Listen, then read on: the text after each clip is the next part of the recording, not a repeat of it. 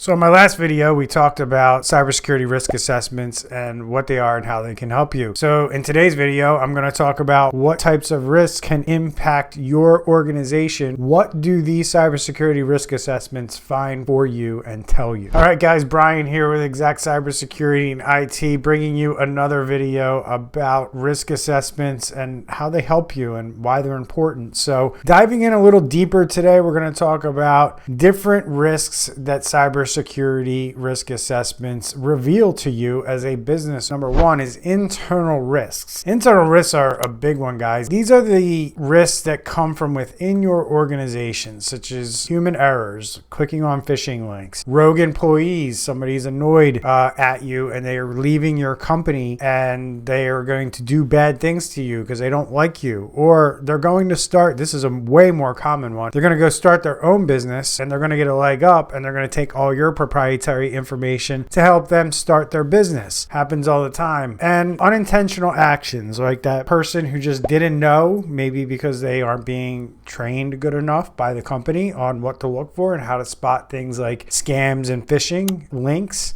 These are all things that can result in data breaches, ransomware, and cyber attacks by your own people. And your own people also, you need to consider people like third-party vendors that may be integrated with your company or contractors.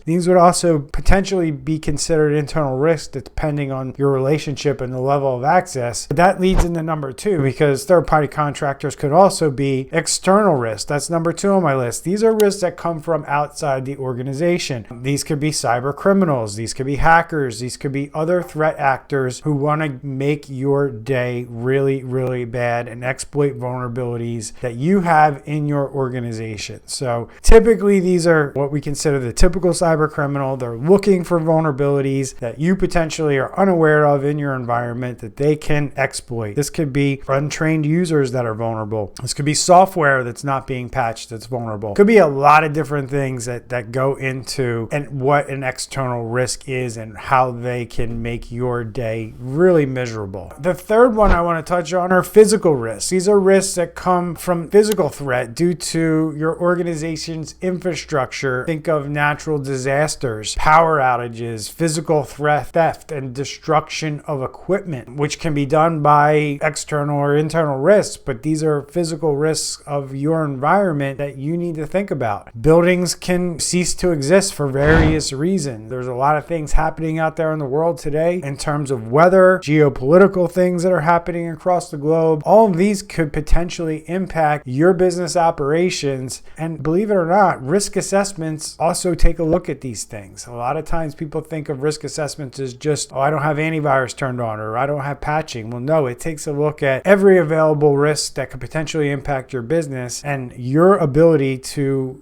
get through that situation successfully or not. And number four on my list here is a technical risk. These are risks that come from technical vulnerabilities in an organization's system, so like what I mentioned earlier, unpatched software, poor password hygiene, weak passwords, and systems that are just misconfigured. I mentioned it in the previous video where you have IT people who are going in and troubleshooting and they're flipping switches and they're turning things on and turning things off, and sometimes they leave things turned off that leave you more vulnerable, which is why you need a risk assessment to help you identify when those types of things happen. It's also why you need a risk assessment to be run on a regular basis, not just a one-time thing. Oh yeah, we had a risk assessment done like 3 years ago and we did a great job. No, risk assessments need to be done all the time. Here's my last one. We're going to get into what risk assessments really help you identify outside of technical stuff is laws and regulations that impact your business, otherwise known as compliance. Number five, compliance risks. These are risks that come from not complying with laws, regulations, or industry standards that relate to cybersecurity, such as GDPR, that is very widespread and adopted in Europe. The Health Insurance Portability and Accountability Act, also known as HIPAA. These are all regulations that are put on businesses to make sure that they do the right thing to protect people's data. And in the case of HIPAA, it's protected health information. In the case of GDPR, it's just consumer information. And Europe is way ahead of the United States when it comes to protecting the average citizen's privacy. And Europeans have had to deal with GDPR for a very long time now.